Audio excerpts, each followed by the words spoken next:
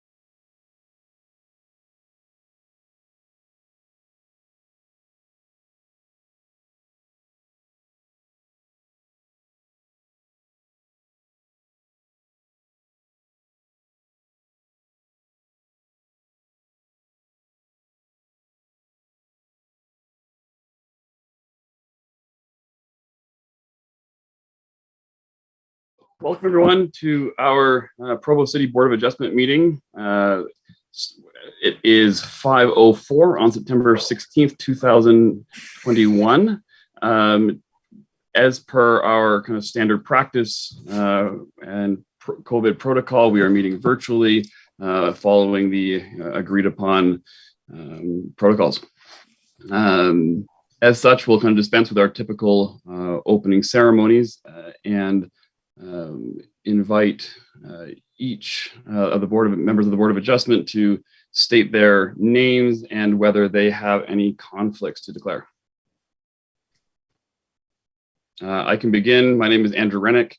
I do know the applicants. They are in my neighborhood. I've discussed the specifics with Provo City staff, and they have no reason to think that I need to recuse myself, and so I will be a voting member tonight. Awesome. Sweet. Thanks, Andrew. Maria Winden, I have no conflicts. Marriott, same. All right. We go ahead and read off our items. We have one item tonight, just by way of information, because we have 3 members of our board.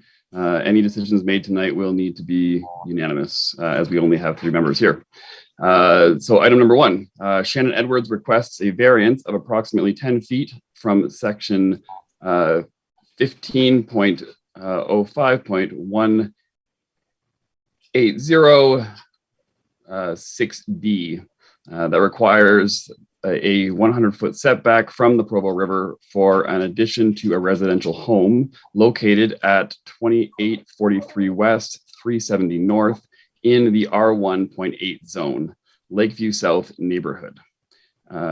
We have our staff report this time around was prepared by Ms. Melissa McNally, and I will turn time over to her to make her report. Thank you. So the Edwards family is located at 2843 West, 370 North, and they're requesting a variance of an encroachment into the 100-foot setback of the Provo River to accommodate an extension on the rear portion of their existing home. You can see in this slide right here, the little bubble is over their home. And this kind of shows the location of the Provo River right here. And this is the fence line of the rear of their property. The property falls within 100 feet of the bank of the Provo River. And currently the structure on the property is not within that 100 feet. And there is no portion of the property shown right here, highlighted in blue, that is within the 100-year floodplain. And this little hatched area in blue right here is the floodplain. The extension that they're requesting will encroach up to 17 feet into this 100-foot setback of the Provo River. So this is their proposed site plan. This is the rear portion of their property. And after the addition, there'll be about 35 feet remaining between the new addition and their property line. This planned extension will better accommodate the changing family needs. It will provide a ground floor master bedroom, increased living and kitchen space, and additional shop space for their business. And these changes will enable this family to continue to enjoy their current home. They've expressed their desire to stay in this neighborhood, to stay in their home, and this addition would enable that. If not for the location of the home in relation to the Provo River, the Edwards family would not need a variance. Most homes in this neighborhood do not sit along the Provo River, and other neighbors have been able to add to their homes in a similar manner. This variance will not affect the general plan and will enable the family to continue to live in and enjoy this home for years to come.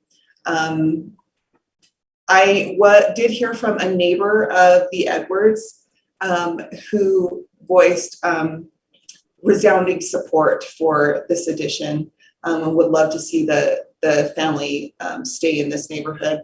I haven't received any other comments other than that one. And the staff recommends that the Board of Adjustment approve this variance request. All right, thank you. So at this point, we will open to the members of the board to ask staff any questions they may have, after which we will allow the applicants time to speak should they choose to. Then we will move into public hearing and discussion among board members to wrap us up. So any questions from board members? I have a question. I know that this falls within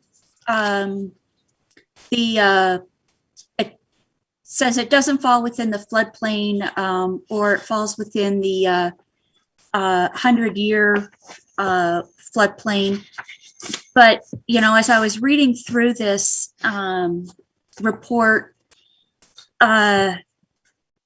you know, it wasn't all that many weeks ago that Hurricane Ida swept up through the east side of the country and dumped a bunch of rain in New Jersey and in New York, and they saw unprecedented flooding in areas where, you know, they call it a 100-year event, but yet there was flooding in areas that flooded just a few years ago. And I realized that our geography and our climate is much different than those areas.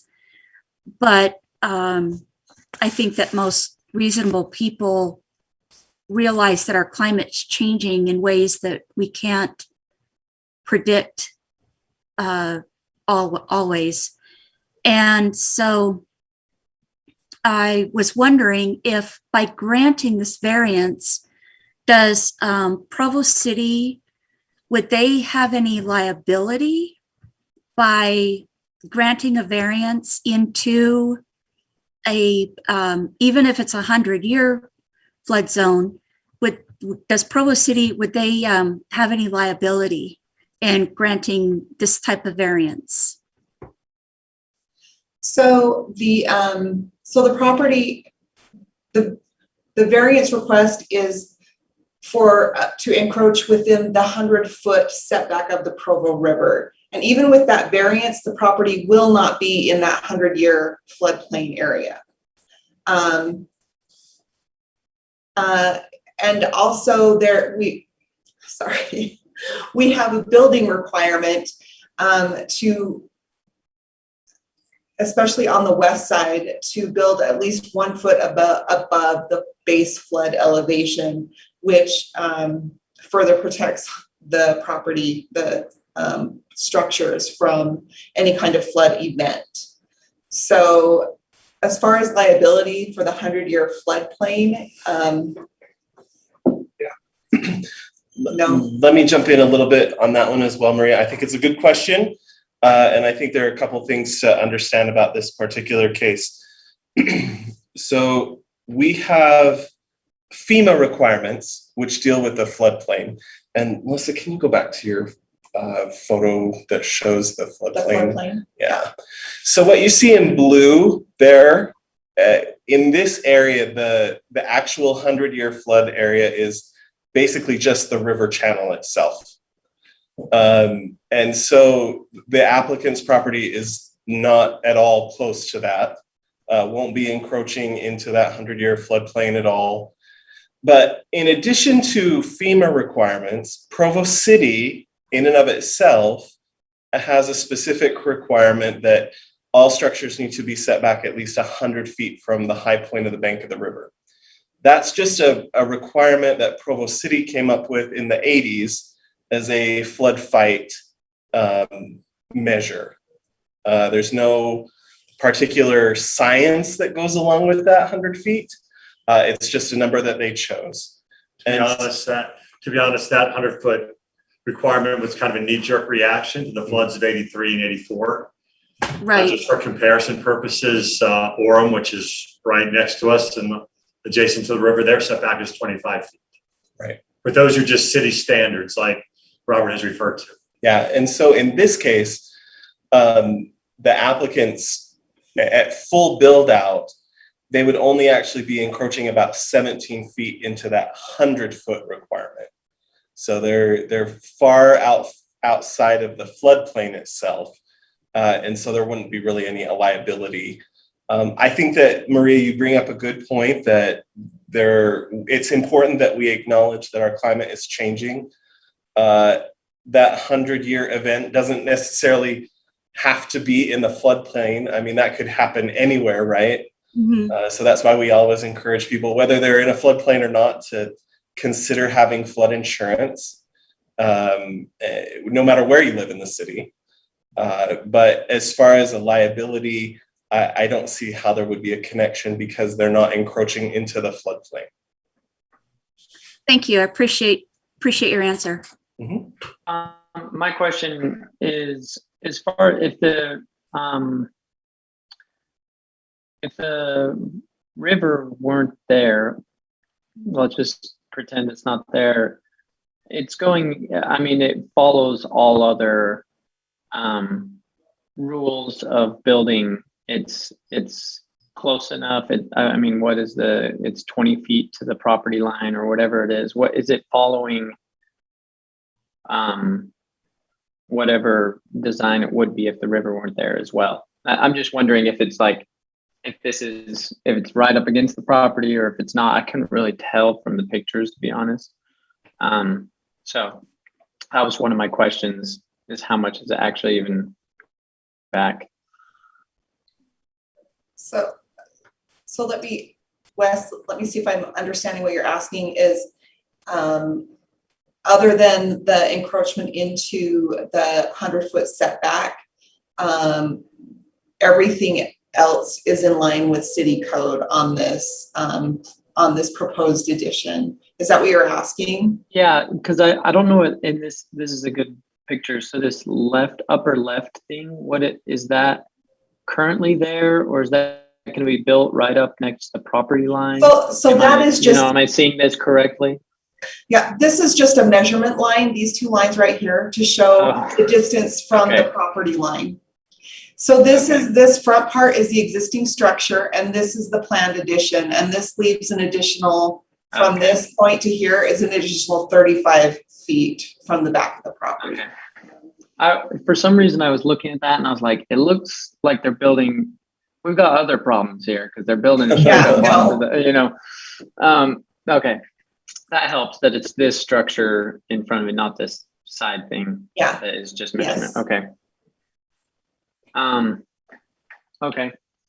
Yeah, I think that, I mean, from my perspective, it meets all the 5 criteria. And I don't really have any more questions per se. I like Maria's question about the river. I mean, that's the main concern. We're just regular, normal citizens of Provo here, but we're also trying to protect the citizens and make sure that everyone's kind of being treated right. And if we're approving something that could actually cause damage in the future, then yeah, it's a consideration, right? So I think Maria's question is on point. But given all of the commentary and thoughts, I don't really have any more questions or anything. I think that I'm kind of. I do not have any questions myself. So unless Maria, you have an additional question, we'll move on. Okay. So at this point, Mark or Shannon, if either of you would like to make a statement, you're welcome to. I think we've kind of said everything. This is just like, again, really what we are desiring for our family, to be able to stay in this area and community. And we just want this to be our forever home. And yeah, we appreciate your consideration. Definitely. We've lived here for quite a while, and we, like I said, want to continue it. Yeah. And I'm pretty sure if you chase the high school football coach out of the neighborhood, the rest of the neighborhood is justified in coming in, burning everything. Okay. So thank you for your comments there. Is there anyone from the public that would like to make a statement? There is not anyone waiting right now. Maybe wait about 30 seconds because there is a delay. Okay. I'll let you watch the clock. And then I'll also let the board know that there is no one here at community development in our conference room wanting to make any comments. So. Thanks, Robert.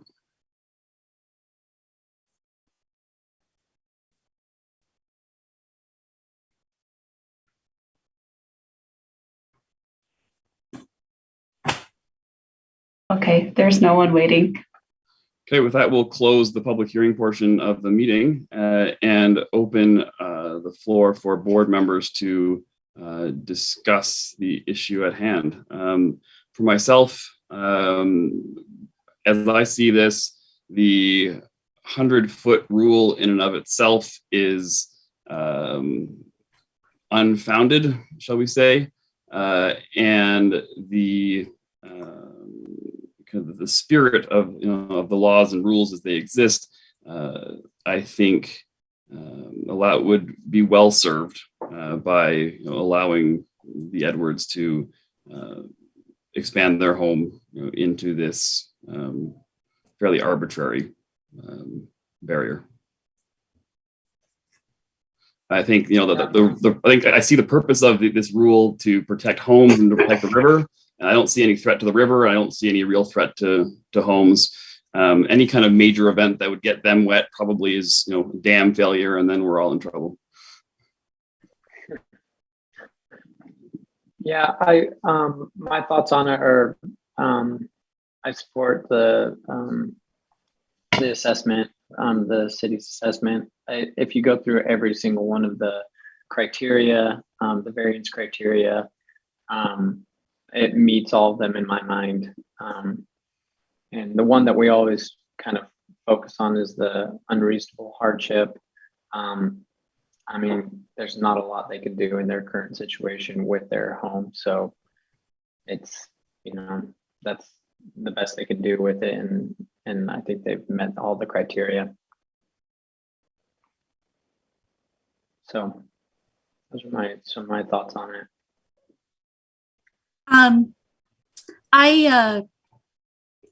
In regards to your comment, Andrew, about the number of 100 feet setback, I realize that a number has to be chosen, and I'd rather it be a bigger number that we can take away from rather than a smaller number and that we live to regret at some point. The floods back in '83 were scary, and I'd rather say that aren't we glad we learned our lesson, rather than look back and go, oh, we coulda, shoulda, woulda.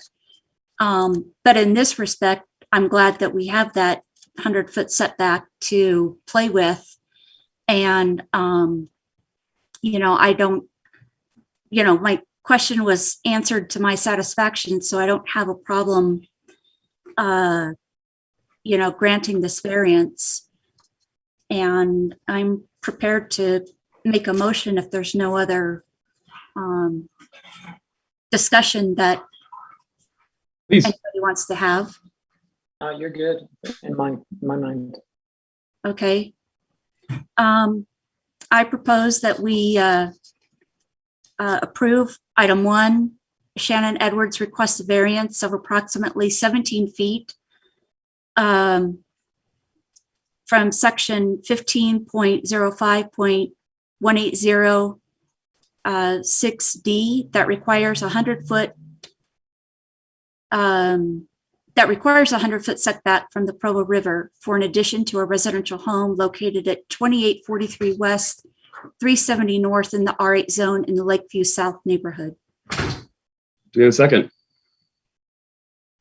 I'll second that. And just with the point, Robert, I don't know if actually Robert's there, but I'm here with.